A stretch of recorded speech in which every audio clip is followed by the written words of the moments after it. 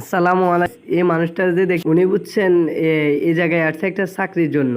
উনি চাকরিটা পান নাই বুঝছেন নি। তারপর উনি ফটো ঘুরতেছে, ওনার থেকে চোরে টাকা পয়সা যা আছে সব কিছু মেরে দিছে। তারপর উনি হঠাৎ করে একটা হোটেলে আসলো, আমরা একটা রেস্টুরেন্টে ঢুকলাম, ওই রেস্টুরেন্টে আসলো। আসবার পর দিয়ে বললো, ভাই আমি আসছি, দেখেন আমাকে ডাকাতে মেরে কি করছে। তারপর ও আমাদেরকে অনেক কথা বলছে যে আমি আসছি এই জায়গায় চাকরির জন্য, চাকরি পাই নাই, দেখেন আমাকে ডাকাতে মেরে কি করছে, চাকরি তো দেয় নাই। তারপর হচ্ছে কি দেখেন, এই আমাদের থেকে সাহায্য চাইছে যে হে বাসায় চলে যাবে। তখন আমি একে বলছি যে ঠিক আছে, আমি আপনাকে টাকা দিতে পারবো, তবে আপনি এই জায়গায় কিসের জন্য আসছে আগে ওইটা বলেন। তো বললো যে আমি আসছি এই জায়গায় চাকরির জন্য, চাকরি পাই নাই ভাই, আমার থেকে ডাকাতে টাকা পয়সা যা আছে সব মাইরা দিছে।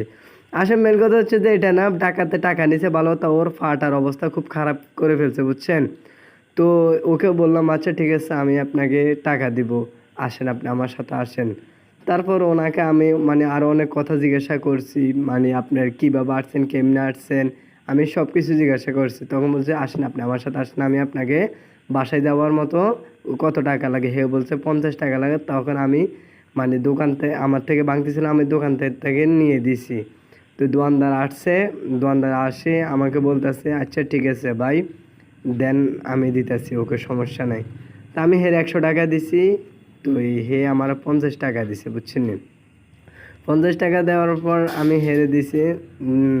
নেবার পর হে আমার বলতেছে ভাই আপনার মতো এরকম উপকার আমি আজ পর্যন্ত আমি আর কারোর কাছে পাইনি। তো আপনাদের কাছে যাদের কাছে এই ভিডিওটা খুব ভালো লাগছে, তারা এই ভিডিওটা বেশি বেশি শেয়ার করে দেবেন আর গরিব দুঃখীর পাশে দাঁড়াবেন।